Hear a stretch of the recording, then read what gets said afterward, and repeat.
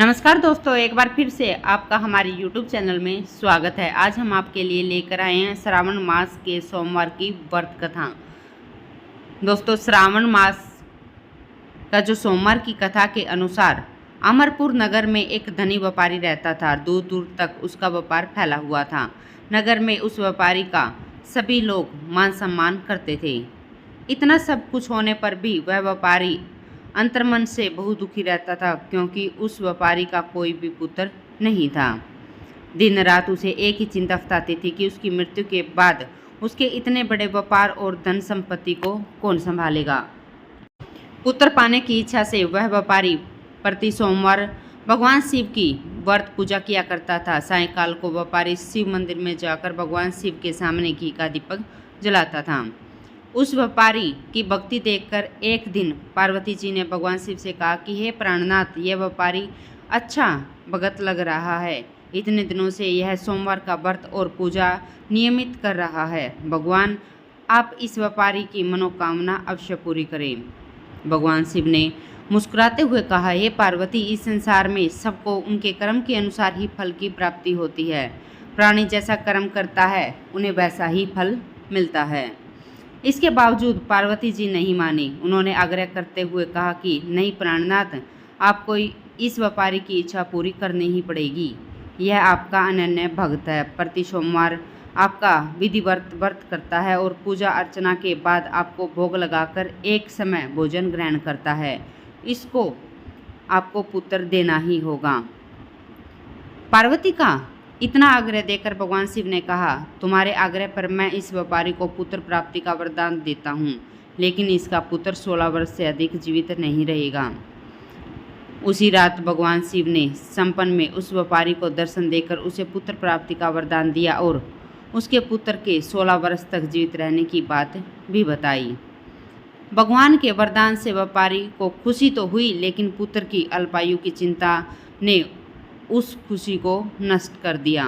व्यापारी पहले की तरह ही सोमवार का विधि व्रत करता रहता है।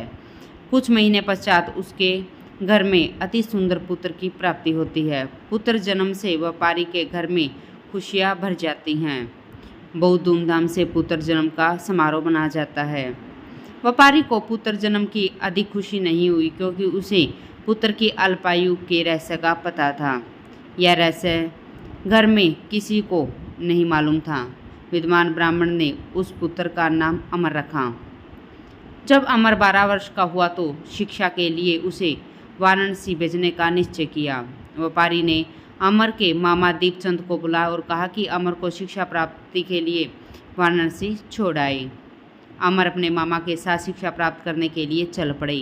रास्ते में जहाँ भी अमर और दीपचंद रात्रि विश्राम के लिए ठहरते, वही यज्ञ करते और ब्राह्मणों को दान देते जा रहे थे। लंबी यात्रा के बाद अमर और दीपचंद एक नगर में पहुँचे।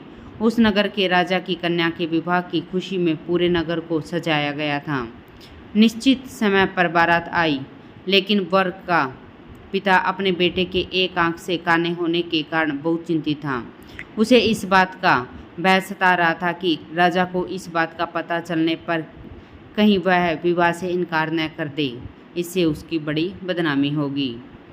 वर के पिता ने अमर को देखा तो उसके मस्तिष्क में एक विचार आया। उसने सोचा कि क्यों न इस लड़के को दूल्हा बनाकर राजकुमारी से विवाह करवा दूं। विवाह के बाद उसको धन देकर विदा कर दूंगा और राजकुमारी को अपने नगर में ले जाऊंगा। वर के पिता ने इसी संबंध में अमर और दीपचंद से बात की। दीपचंद ने धन मिलने के लालच में वर के पिता की बात स्वीकार कर ली। अमर को दूल्हे के वस्त्र पहनाकर राजकुमारी चंद्रिका से विवाह करवा दिया और राजा ने उसे बहुत सारा धन देकर राजकुमारी को विदा कर दिया। अमर जब लौट रहा था तो सच नहीं छुपा सका। उसने राजकुमारी की ओढ़नी पर लिख दिया, राजकुमारी चंद्रिका, तुम्हारा विवाह तो मेरे साथ हुआ है। मैं तो वाराणसी में शिक्षा ग्रहण करने जा रहा हूँ। अब तुम्हें जिस नवयुवक की पत्नी बनना पड़ेगा वह कान्हा है। जब राजकुमारी ने अपनी ओढ़नी पर लिखा हुआ पढ़ा तो उसे काने लड़के के बारे में जानने पर उसने जाने से इनकार कर दिया। राजा ने सब बातें जानकर राजकुमारी को महल में ही रख लिया। उधर अमर अपने मामा दीपचंद के साथ वाराणसी पहुंच गया। अमर ने गुरुकुल में पढ़ना शुरू किया। जब अमर की आयु 16 वर्ष पूरी हुई तो उसने एक यज्ञ किया। यज्ञ की समाप्ति पर ब्राह्मणों को भोजन करवाया और खूब अन्न वस्त्र दान किए। रात को अमर अपने शयन कक्ष में सो रहा था। शिव के वरदान के अनुसार शयन अवस्था में ही अमर के प्राण पखेरु उड़ गई। सूर्य उदय पर मामा अमर को मृत देखकर रोने पिटने लगा। आसपास के लोग भी एकत्रित होकर दुख प्रकट करने लगे। मामा के रोने विलाप करने के सवर समीप से गुजरते हुए भगवान शिव और माता पार्वती ने भी सुना। पार्वती जी ने भगवान से कहा कि प्राणनाथ, मुझसे इसके रोने के सवर सहन नहीं हो पा रहे, आप इस व्यक्ति के कष्टों को दूर कर दीजिए।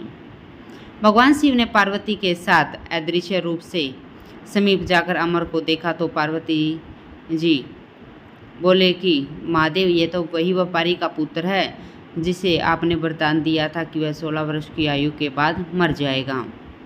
पार्वती जी ने फिर भगवान शिव से निवेदन किया, हे प्राणनाथ, आप इस लड़के को जीवित करें, नहीं तो इसके माता पिता पुत्र की मृत्यु के कारण रो रो कर अपने प्राणों को त्याग कर देंगे। इस लड़के का पिता तो आपका परम भक्त है, वर्षों से सोमवार का व्रत करते हुए आपको भोग लगा रहा है। पार्वती जी के आग्रह करने पर भगवान शिव ने उस लड़के को जीवित होने का वरदान दिया और कुछ ही पल में वह जीवित होकर उठ गया।